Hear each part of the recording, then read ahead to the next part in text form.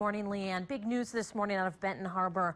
I've learned the owner of the old Mercy Hospital building will not pay taxes on the property and instead will allow it to go into foreclosure with the county next week. The owner is 3 years behind on taxes, owing around $261,000 on that property. Taxes are due Wednesday. The 200,000 plus square foot building has been vacant since about 2011 and is in bad shape. Samara Smith lives down the road from the old Mercy Hospital and has had a front row seat to its demise.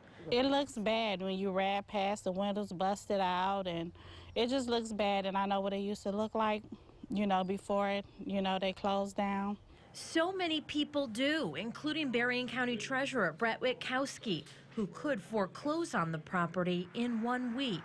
A lot of people have a lot of history with that hospital and that location, and you hate to see things have to be going by the wayside.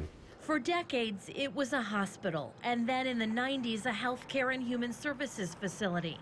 But it's been vacant and deteriorating for years now. And Witkowski says the owner, Wolf Development, owes about $261,000 in taxes on the property. The owner declined to do an on-camera interview, but did speak with me over the phone. He's owned the building since 1994 and says he's invested about $8 million over the years.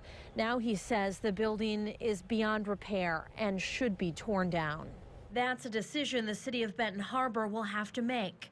Witkowski says if the property does come to the county next week, the city could decide to sell it as is or tear it down. This would be by far the largest project ever undertaken.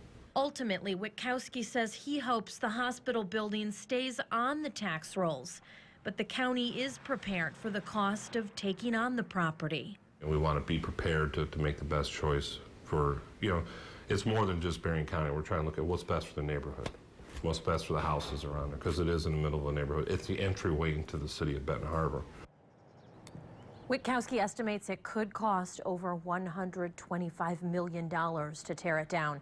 That wouldn't be taxpayer dollars, though. Instead, it would come out of the county foreclosure fund, which is generated by foreclosure fees and used to clean up blight. It would drain that fund, though. While Wolf tells me he intends to let the county take the property, there's still the possibility that someone else could pay those taxes. They would only need to pay 2012's taxes, which total about $110,000. We'll, of course, keep you updated both here on air and online. At the live desk, Kristen Bean, WSBT 22 News.